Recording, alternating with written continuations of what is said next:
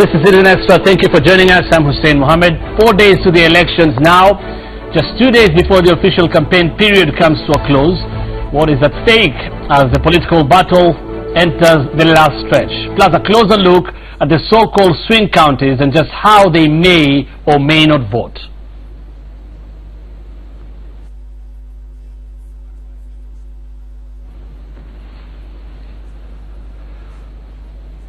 We also assess the Electoral Commission's preparedness in studio today, including a live simulation of just how the voting process will go.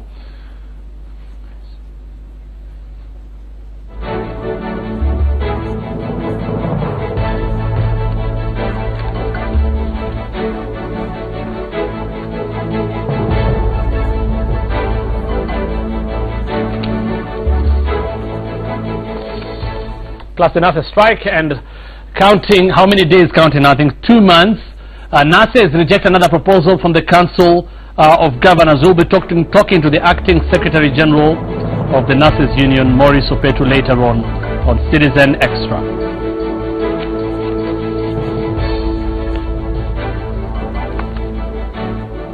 On the campaign will also be live in Kisumu, with Laura Tieno Wanyama John there in Uasin Gishu County.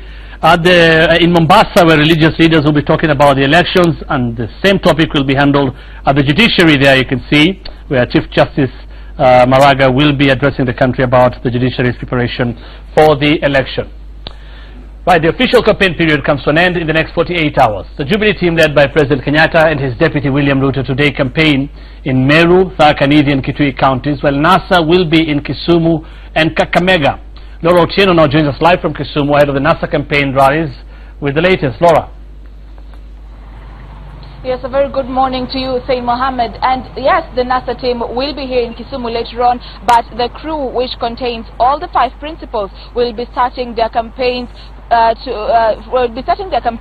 in Kakamega, then to Busia, then to Siaya, and then later on they will be in Kisumu later in the day, which is probably in the afternoon. And what we know is that the residents here, a section of the residents feel that when the team arrives here, then the NASA flag bearer Raila Odinga should not actually talk about the 6th piece, because there's actually a very contested race, a very heated sentiment actually emerge when people talk about the gubernatorial race, where ODM's Peter Anyang' Nyong'o is the ODM candidate, and the incumbent Jack Ranguma, who's an independent. Some of his supporters feel that should the NASA flag bearer advocate for 6th rather, then their candidate will be locked out. But what we know is that the NASA, all the 5 principals, will be traversing from Kakamega to Busia to Siaya, and then finally come to Kisumu at the Kibos area later this afternoon, where they will be actually rallying or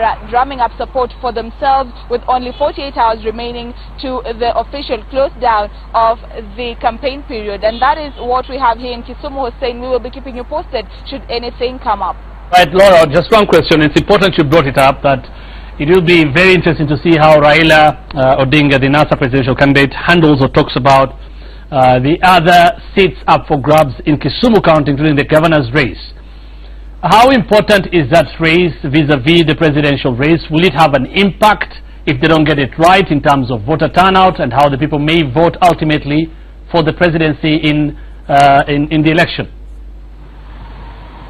Yes, Hussein, actually the landscape here, people are actually divided down on the gubernatorial seats with the incumbent Jack Ranguma, who hails from the Kisumu east side, and Nyong'o from the west side.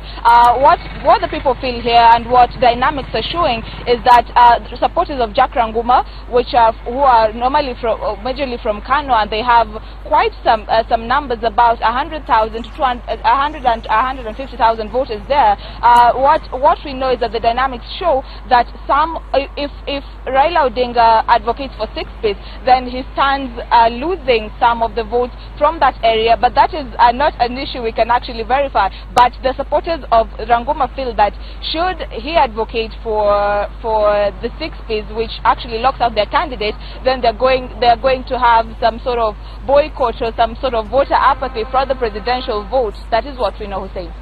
Assume, but of course, yeah, as Laura puts it very well. Nobody can verify that. We can only know that during the election day. But yes, it may have or may not have an impact on how the people decide to vote for the presidency. Laura, thank you so much. We'll be joining you later on. In Uasin Gishu, we have John Wanyama with the latest. John. Good morning, Hussein. And here in Uasin Gishu, at the last stretch of this campaign, those who are seeking this vote, Hussein, they are doing all what they can do to ensure that they get all votes. Here in Uasin Gishu, people are saying now, those who are looking for votes are saying even one vote counts, and they are ensuring that there is not even a single vote left out. Here in Uasin Gishu County, the gubernatorial seat, Zedekiah Bundotich and the incumbent Governor Jackson Mandago are also doing whatever they can. And as you remember, Hussein, here in Uasin Gishu last week, something happened that has never been witnessed in this stronghold, for Jubilee stronghold, where we saw the NASA principal endorsing Governor Jackson Mandago, and at the same time, like after 3 days, we saw also Governor Jackson Mandago endorsing one of the MCS in Langas, who is also a NASA MCA, something people were surprised and shocked. How did it happen? And here, Hussein, as you can remember, Jackson Mandago is also telling people that, look here, I have done a lot for you guys. You need to vote for me for the second time. This is the only town that has witnessed with a lot of footpaths in the country. So he's telling people that kindly give me this last chance so that I can conclude my project. And on the other hand, Buzeki, who is also who is also vying for the governor seat, is also telling people that, look here, I'm coming with goodies like free milk and just to mention but a few. So Hussein, people are doing whatever they can in the remaining at least 1 or 2 days before the campaign is closed, so that they can ensure they have all votes on and they have convinced whoever they want to convince, so that they can ensure when it comes on 8th of August they can get the votes they want. Hussein, here in Uasin Gishu, the thing that is also coming up is the issue of leaflets. And you can remember, as 3 or 2 weeks ago, and even just yesterday, there were some leaflets thrown in various estates like Langas, in Munyaka, in Huruma, just telling some people to leave before 8th of August. And this, we have seen Jackson Mandago, the incumbent governor, coming out strongly to condemn the move, saying that whoever is doing this is a coward and needs to be arrested. And something also that has been said by his opponent, Zedekiah Bundotich Kiprop. And Mandago has said that people must vote on 8th of August and remain in Uasin Gishu, because this is the county and here is where they belong. So the issue of leaflets is also leaving the residents of Uasin Gishu worried, not knowing to know who is doing this, and we are just waiting to see what the government and the arms of security, what are they doing to ensure that those who are just throwing these leaflets may be ensuring that this propaganda goes ahead, so that some people can flee from Uasin Gishu and not to vote. And we were waiting to see what are they going to tell us. Have they arrested someone? Because this thing has been going on for now 3 weeks, Hussein, and no one has been arrested on the same issue. The only thing we have seen, both two leaders who are going for the gubernatorial seat, Jackson Mandago and Zedekiah Bundotich, who are saying they are not also involved in throwing this leaflet. So the question is, who is throwing these leaflets and for what reasons? Hussein. And that is very, very, I mean, it's a matter of concern, and we hope the security apparatus will take it up. That is very interesting, John. But again, John, just like Kisumu and Laura was telling us, and how it is important that the NASA team handles the matter of the governor's race and other races very well when they're addressing their campaigns there. In Uasin Gishu, we've seen that, and you've started by telling us things that haven't happened before, but we had NASA endorsing Mandago, and Mandago endorsing somebody else from NASA as well. How is it playing out, and what impact will this have in Uasin Gishu in terms of the presidential vote? Hussein, for this one, I think it's going really to work a bit for Mandago, because there were those people who have been seen as undecided communities in Uasin Gishu, and these are people from Luo Nyanza and those Luyas who are living in Uasin Gishu. So when the NASA principal came here and endorsed Mandago, it was a very big move for for Mandago, because the whole town, for those Luyas and Duo who are living in Uasin Gishu County, came together celebrating and singing together as one team. And like before, there were some regions in town you could never go and say Mandago, and you could never go say the other side and say Raila Amolo Odinga. But something funny, Hussein, is that in Uasin Gishu County we have witnessed billboards and posters for NASA principals, Raila Amolo Odinga plus the 4 other principals, raised all over in Uasin Gishu County, and like other time before.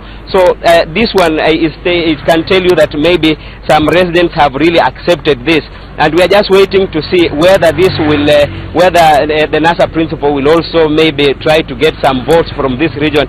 And as you remember last time, he tried to garner some votes from Uasin Gishu, and people are just talking in low tones.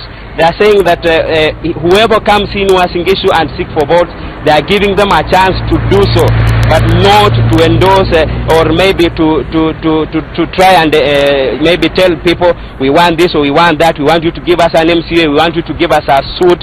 The people are saying come here and look for the votes. Even Governor Mandago himself, when he tries to go to the grassroots, he is being told to seek for his own votes, not for member of parliament, not for MCS, but for himself. So there is that silent vote and undecided vote that is really making people to be worried. And we are just waiting to see, Hussein, whether this endorsement for Jackson Mandago by NASA principals, whether it will really have to add some votes for Raila Amolo Odinga, and that is on 8th of August, where all Kenyans will go to the ballot and to cast their vote. So after the result is when, Hussein, maybe we can tell whether the endorsement had the impact or not. Thank you so much, John. But of course, the other side is there are those who think that endorsement could actually work against Mandago as well and work for Bundutich. But we'll see, as you say, next week on August 8th. Thank you so much. We'll be joining you later on. Right now, we cross over to Mombasa County. We'll listen to religious leaders, that is under the auspices of the we'll listen to the religious leaders, that is Coast Interfaith Council of Clerics, talking about next week's election. Let's listen in. Ya kupandisha zile hamasa waseme ambayo kwamba ni muhimu. Pia vile vile tuwaambia vijana wasitumiwe kwa sababu ya kuleta fujo. Wao ni kiungo muhimu, wao ndio wenye nchi hii. Kwa sababu nchi ikiharibika wataharibikiwa wao. Kwa watu waambia vijana wasitumiwe, na tuwaambia wanasiasa wasitumie vijana kwa maslahi yao.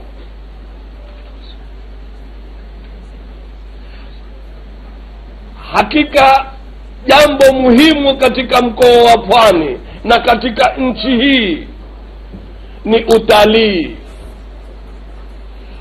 2007 tulikosa utalii, ukawa mbaya mpaka leo wazorota. Sababu ya uchumi wetu ilikuwa ni utalii, na ilitokea kwa sababu ya uchaguzi wa 2007. Kwa hivyo tusirudie tena makosa yale, tukapata na sekta nyingine pia ikadidimia, kwa sababu uchumi ndio kitu muhimu katika maisha yetu. Jambo la muhimu sana, lengo ya hii ni kwamba watu wawe pamoja. Hawawezi kuwa pamoja ikiwa watu hawataweza kukubali matokeo. Lazima viongozi wakubali matokeo. IBC imejirekebisha, imekaa wima, iko tayari. Tumekwenda, wametuonesha namna gani walivyokuwa tayari kwenye uchaguzi.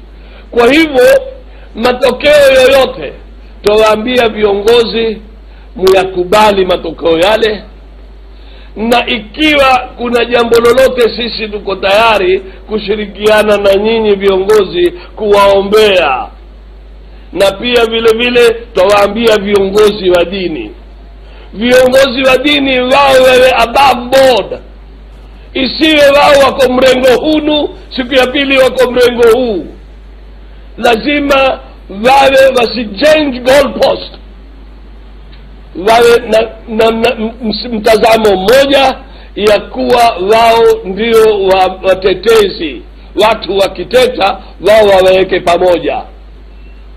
Hii tutaka watu watumie makanisa, twawaomba viongozi watumie misikiti kwa kupeleka meseji hii ya umoja na uwiano. Na haitowezekana ikiwa yule mwenye kutopeleka ile message ikiwa yeye bado yuko upande mmoja. Twawaambia viongozi, hili ni jambo kubwa sana. Ikiwa wao hawatotekeza, nani ataweza kutekeza? Ikiwa chumvi ikiharibika, nani ataitengeneza chumvi? Kwa hivyo viongozi mbalimbali, viongozi wa siasa, wapiganao kwenye nyadhifa mbalimbali, wao wana jukumu kubwa sana. Kenya ni kubwa kuwashinda wao. Ni lazima waiangalie nchi hii, na Mwenyezi Mungu atawalipa kwa kuiangalia nchi. Kwa haya machache twasema tumekoma kwenye neno yetu na tuiombea nchi amani. Chairman, say something in English. Whatever. No, they need it in English. Summarize the points.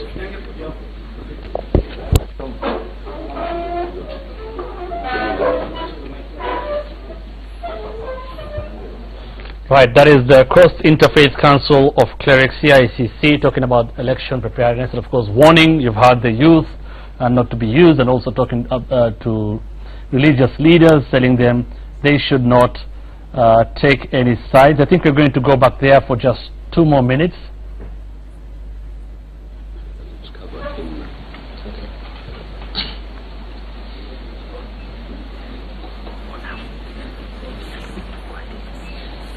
Yeah, good morning. So we simply want to affirm the constitutional right of every Kenyan that they are supposed to vote, and vote wisely, vote with their conscience, and vote very credible leaders so that we can have a credible government. We want to urge the IEBC to ensure that they deliver a very credible election, because that is the prerequisite for peaceful election. So the IEBC have a very big responsibility, and therefore we are looking up unto them so that this country does not go back to the dogs. So we are here as religious leaders from all the faiths in Mombasa, in the Coast region, and we are addressing the people of Coast region, but also the people of Kenya as a whole, that peace is very important. Our peaceful coexistence in this country is very, very important. We all know where we have come from, and we don't want to go back where we were. And so it is the responsibility of every Kenyan to ensure that we live in peace, that we vote in peace, and we maintain the peace before, during, and after the election day. So this is our responsibility, and this is what we want to urge everybody to ensure that we don't go back to the dark days. And we want to urge our aspirants, all the candidates, to continue to practice maturity as they continue to do their campaigns. We are remaining with very few days. We know that this is their last days for the campaigns. Everyone is very desperate to ensure that they get the most votes, but that should not lead them to be careless in their speeches. That every candidate, every aspirant must ensure that they use the right language in their campaigns, so that they stop maligning each other, and they stop insults, and be able to simply sell their manifestos. That is what we need from them, for them to tell us what they are going to do for us, and not telling us about their opponents. So this is our appeal, that we have a very mature and a very credible election this time. We want to urge... Mombasa. They should not leave Mombasa. People are leaving Mombasa. We want to urge people in Mombasa and other places where there are rumors that there is going to be chaos, there is going to be violence in those areas, including here in Mombasa. And people have started moving out. And we just want to, first of all, urge the government and especially the security apparatus to ensure that people have this confidence that there is going to be peace, there is going to be security, so that they don't move out. So it is the responsibility of our security apparatus to give us that confidence that they are there to protect every Kenyan during this time and even after elections. And we urge our people, especially here in Mombasa, not to run away, because as religious leaders we have been praying. We are praying right now that we shall continue to pray that the elections are going to be peaceful, and so there is no need to have this fear that things are going to be very bad and then start running away. So we urge our people to stay put, because we want them to exercise their right to vote. And this is the place they have been registered to vote, and so if they run away, they are not going to vote. And that is going to be very, very detrimental, because we want everyone to exercise their right. We want everybody to vote so that we can have the right candidates getting into the government. So this is our appeal. I think everything else has been said, and we're just mentioning a few points about our statement this morning. Sure. We would like to have an official national trustee from the Hindu Council. Again, that's the Cross Interfaith Council of Clerics just cautioning the country ahead of the elections next week. Now, suspected Al-Shabaab militants have attacked Lafe sub-county headquarters in Mandera County this morning and killed a police officer. The attack happened at around 2 a.m. according to Mandera County Commissioner Frederick Shisia. The attack, the commissioner said, was executed by more than 50 armed militants and targeted both AP and regular police camps. Yesterday, 3 people were killed after Al-Shabaab militants attacked a passenger bus and a car at Nyongoro area in Witu, Lamu County. The incident happened on the Lamu-Garsen highway, according to area police. 4 other people were left with serious bullet injuries. The deceased were in a Toyota RAV4 vehicle which was attacked and burned by the militants. Worrying times indeed. Some of the things we hope will be addressed later on by Interior Cabinet Secretary Acting Fred Matiang'i, who will be addressing the country later on, talking about preparedness for the election. We'll be covering that live for you. Right now, the official campaign period, as we told you, comes to an end in the next 48 hours. The Jubilee team led by President Kenyatta and his Deputy William Ruto campaign in Meru, Tharaka Nithi and Kitui counties, while NASA will be in Kisumu and Kakamega counties. In studio, we have Gabriel Mudhuruma, political analyst, Danson Omari, political analyst, constitutional lawyer, and Brian Mutia, governance expert. Thank you all for making time for us this morning. Still on the campaign trail, let's talk about now the perceived strongholds in swing counties as the political battle enters the home stretch, and that is what our guests will be talking about this morning. First, I want to ask them if there's anything like swing counties or strongholds, because you see politicians say there is or there's no such thing, depending on what really matters to them at that time. Do you think such or that exists? I'll start with you, Brian. Oh, sure. Thank you, Hussein, for having me this morning. Of course, the aspect of swing counties is there everywhere globally. It exists, and Kenya is not an exception. Of course, going by the voting trends that we have experienced in this country, of course, it puts us in a situation where we are able to dissect or to predict how people are going to vote in this country based on the previous voting patterns. For instance, I'll be very candid with you that you don't expect, Jubilee to amass so much votes from the Luo Nyanza, and so you do not expect also, NASA to reap maximum from, to outdo Jubilee from the Central Kenya, sort of voting basket. So Kenya is still, ethnicized in terms of voting patterns and so on and so on, and therefore the presence or the aspect of swing votes, of course, comes from the areas which are perceived to be stronghold, battlefields or battlegrounds for that matter, and these are areas which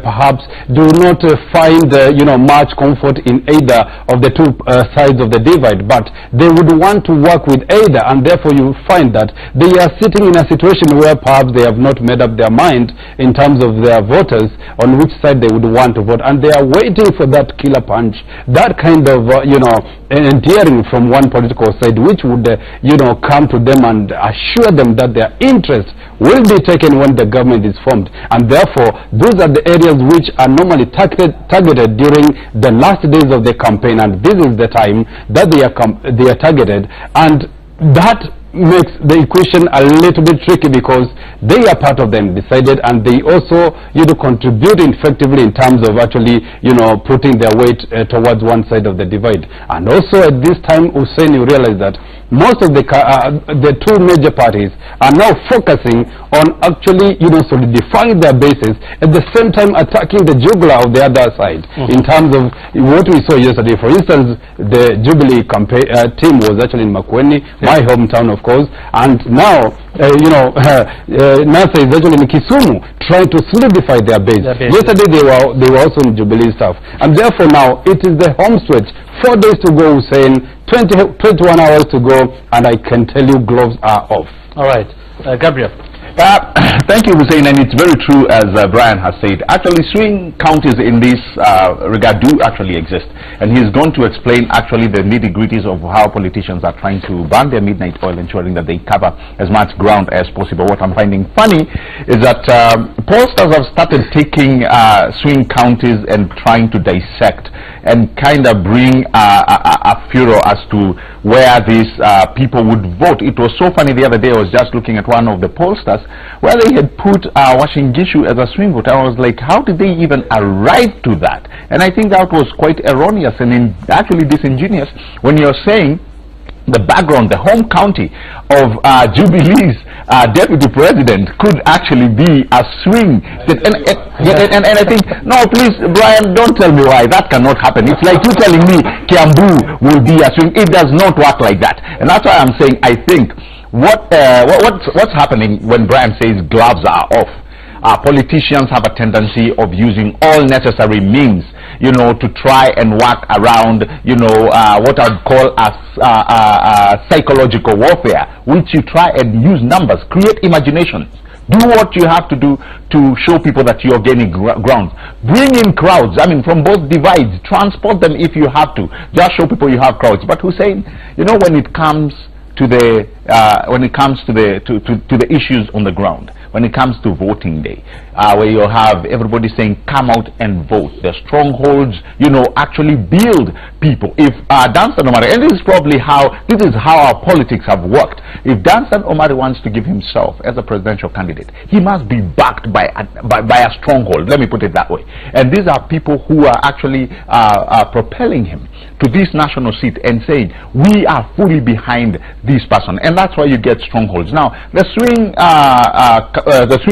counties, like we are calling them now, before we had swing constituencies, if you will, you'll have people who probably development has been able to catch up with them. Probably they had a need which the administration has been able to serve or has not been able to serve, and they do not want to bend toward that particular administration, or they want to bend to that particular administration, so it becomes a swing. They can go either way, and you have seen politicians and both coalitions trying as much as possible to reach out to those swings. They are not undecided. That is another narrative that is being propelled, which is not true, because when it comes to voting day, Hussein, I guarantee you there's nothing there will be nothing as what you'd call an undecided. Every person who goes to the polling station will make a decision. But we have to wait and see who is actually pegging. But what I'll agree with Brian, a lot of people are burning the midnight oil to cover as much ground as possible. Dunstan? My take is that as far as I'm concerned, there's nothing called a swing county or a stronghold. The time to decide who is going to be voted for will be on Monday night, what I call the dark night, when the aspirants, the candidates talk in their mother tongue, when husbands take control and give directions where children and wives are going to vote, when people will be telling you our nation, called the Kikuyu nation or the Kisii nation or the village nation, is being destroyed. So the decision of who is going to be voted, and that is why Hussein have always said the opinion polls don't capture that night, because right now they think that people have made their minds. Only a dead voter has a mind that cannot change. A voter who is alive, that mind is receptive to change. What am I saying? When you look at the events that are unfolding in the deputy president's backyard, the battle of the titans between Mandago and Buseki, you will be surprised that people might give NASA a massive vote, or you might be surprised the way it happened in Kericho, that Kanu looked to be set to get a win.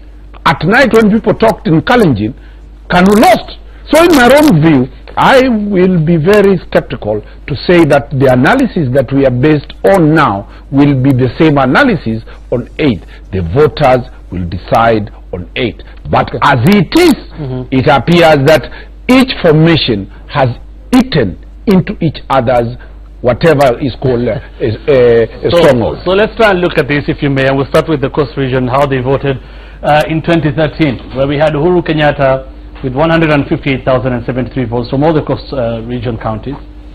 Raila Odinga was leading with a huge margin in the Coast region then. He actually won the Coast region, if you may. 612,057 votes. This was in 2013. If we go to the specific counties, and you remember Jubilee was campaigning in the Coast region yesterday, and they've been campaigning in the Coast region for so long. In Mombasa County, Raila Odinga had 189,985 votes. Jubilee had 64, that is Uhuru Kenyatta. Kwale, same thing, Raila was leading with a big margin, 101,000, Kenyatta with 17,000.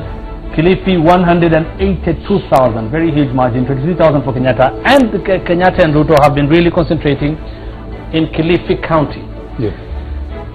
Tana River again, 39,000, 22,000 for Uhuru, 22,000 in Lamu. This is where Uhuru gets a foothold. 17,000 for Uhuru, 12,000 Taita Taveta for Uhuru Kenyatta. We can have a look at those the other counties. That is Taita, Lamu. Raila had 75,329 votes. So do we expect anything to change now? Now that we know and we have seen Jubilee campaigning very, very. For a lot of times we've seen the Jubilee team head to the Coastal region, especially in Kwale and Kilifi counties, even Mombasa.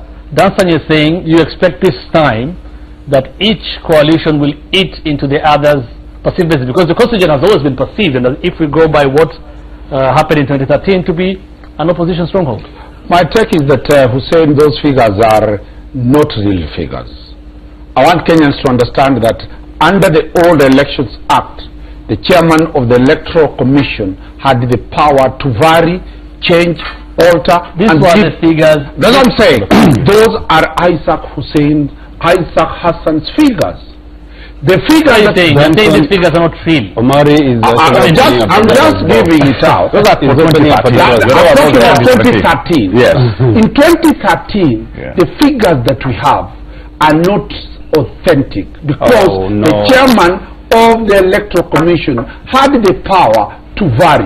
Refer to Tiati constituency. What was announced at the constituency level and what was announced at Bomas is different. Therefore, to me, let's get this straight first, Maria. You can make a point. But What you're saying, in other words, is that nobody who is in power now, regardless of the seat, presidency, governor, MP, MCA, senator, woman rep, should not be in power, or should not have that seat. That is what Krugler confirmed, that you could never know. That was 2007. I'm talking of people in power came to in the election of 2013.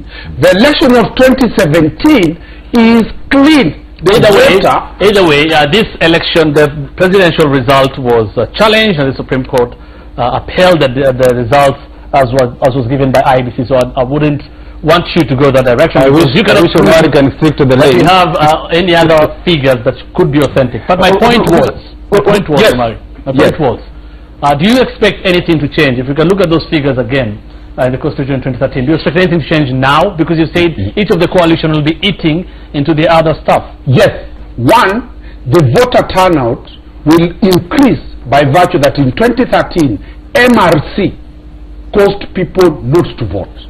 So we expect a huge voter turnout. Two, we expect Raila Odinga to do much better than he did the other time. Lastly, Uhuru Kenyatta will get more votes than he got, either by 1 vote or by 1,000,000 votes. So to me that is arithmetic. But generally, the coast area, the question of the land question, the question of the TGRC, the question of the harassment of the governor of Kwale, Amason Kingi and Joho will be the deciding factor. Remember, in 2013, there was the religious question.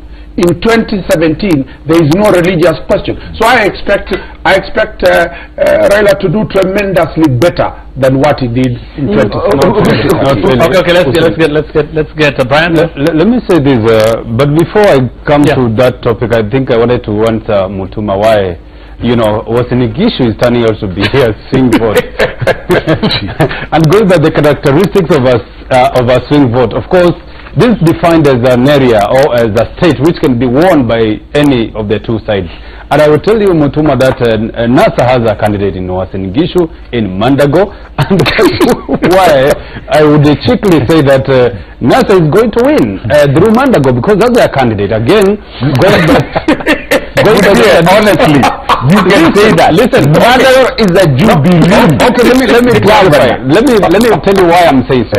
According to the definition which is given in terms of research, why it's called a swing vote. It can be won by any side of the divider. That's why I gave you that reason. But going to the normal standards or normal practice in terms of a swing vote, of course, you'll actually primarily say it's a Jubilee side, just because there's no candidate for NASA in Uasin Gishu, and that's why NASA was able to pick. So you can only measure that in the presidential election. Absolutely. Yes. So now going back to the cost of politics, of course, Kilifi is becoming very, very salivating for both the sides. Of course, having scored the second highest in terms of voter registration this time round with over 500 registered voters, Hussein, and therefore that's why you see NASA knocking doors there every time. After that, Jubilee also going there to ensure that they capture the imagination, they capture the mood of the people in terms of potentially swaying them to vote for them. And I will tell you why. While Omar is saying that NASA will still win with landsliding from Kilifi, primarily, I want to say that as much they will win with some significant margin, Jubilee will also pick something, and they'll pick something better than those they picked before. The reason being why. Jubilee has made some tremendous gains, in terms of inroads that they have made at the coastal region, and we cannot trust this as far as reciprocating into voters. And I will tell you for sure, as much as we are talking about this time around, I think the coastal region has close to over 1 million voters, right? I can assure you that Jubilee will pick at least 20% from the coastal region voter basket. So they'll do better. You think they'll do better? They will do better, because which will work for who now? It works for Jubilee better, because if you can look at the trend, the voting trends that they did in 2013, the percentage that they got was, I think they got 158,000 compared to 615 in total from NASA. Now that was a very small margin. Of course, this time round, with the inroads that they have made and the kind of incumbency, the instruments that they have, the way they have endeared themselves to the Coastarians, look at yesterday. That is assuring that Jubilee, as much as it's not going to surpass or to beat NASA in terms of numbers, but they are going to make better gains compared to 2013, Hussein. Okay, Gabriel. Very quickly, Hussein, and let me just, brush out as I go to Mombasa. The issue of you people are not getting it right. Brian and Wakili here. Let me tell you something. When two governors are fighting for a position, it does not translate to the presidential election. Please get it right. You have two candidates in Kiambu, Kabogo and Waitito. Let me tell you, that will not affect the presidential basket. You have two again in a place like maybe you have Munya and Keraitu. That will not mess up the presidential. You need to understand this very well. And again, no, it will not, because if you say that now, let me come to Mombasa. If you say that, then you have to satisfy also the narrative that the fact that Mvurya left NASA to join Jubilee, he will come with all those votes to Jubilee. That is not true. That is not true. That is why I'm saying your narrative for Uasin Gishu is very flawed. It is very flawed. So, let me come to Mombasa now. But you are right in Mombasa. Then you argue your fact. Gabriel, let me just interject on that point. Hussein, Mutuma need to go to Eldoret, Uasin Gishu. Eldoret is the bedrock of Uasin Gishu County. This is a cosmopolitan town in terms of comparing Uasin Gishu and the Kiambu, in terms of how governor competition is going to, whether it's going to affect the presidential, results in terms of voters, whether it's true or not. I want to tell him that Uasin Gishu is different. So is Nakuru. So is Nakuru. Uasin Gishu, there are lawyers there. There are campers there. So is Nakuru, my friend. So is Nakuru. So my point is there. The point is there, Mutuma. While we are expecting, those kind of shenanigans to play in terms of competition at the gubernatorial level, we are likely to see the utterances and the sentiments that were given by NASA in terms of their support towards Mandago playing out in terms of, some voters swinging or changing their minds too towards NASA. For sure. Okay. Because let me come in. Okay. I have not finished the issue about Mombasa. I was agreeing with Brian on Mombasa, Hussein. I was agreeing the fact that there are two things that have worked, and that's actually, if you really want to give this a beautiful spin, I think you'll agree with me, because there are two things that have worked for the president in that area, and that has been title deeds. Now, there was a blunder that NASA had done, and I don't know who advised them. They made a blunder when they started saying that these title deeds you're issuing are fake, and we may recall them or revoke them. That was a major blunder that they did. I wish they would have just kept quiet on that, because somebody who has lived for all these years without an instrument of ensuring that he owns that land, probably some have gone to the bank and actually been able to get loans through using that instrument. You're coming to tell them that you'll revoke it. I think they may lose a lot of votes by that particular narrative. So there is something. I'm not saying they will get the coast, but they will up their margins.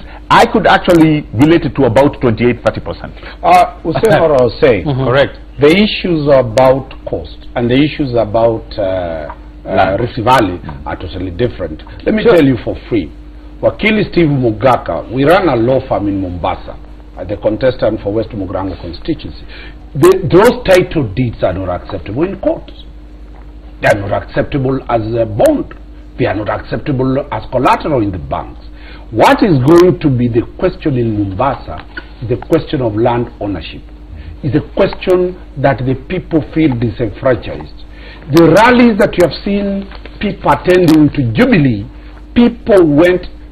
Were you here when we said that the president failed to attend the debate? And people said from Eldoret very well that they don't want him here, because when he is here, they don't get any money when he goes to the rallies. When he goes to the rallies, they wear clothes, they dance, and they are paid. You saw what happened in Mutia's county, in Makueni. People now have already been paid for the last 3 months. Now people are telling the truth. And that is why in Makueni, Jubilee was told, now we have eaten enough, pack and leave. And that will be the message across the country. In Mombasa, in Coast, in all over, in Nyamira, in West Mugirango constituency, the Jubilee are being told the time tumekula ya kutosha, sasa nyinyi rudi.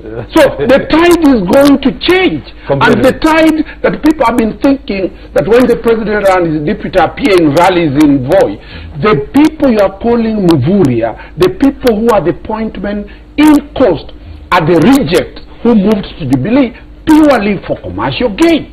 The reality on the ground now, although you can't also okay, but you can also prove that exactly. Because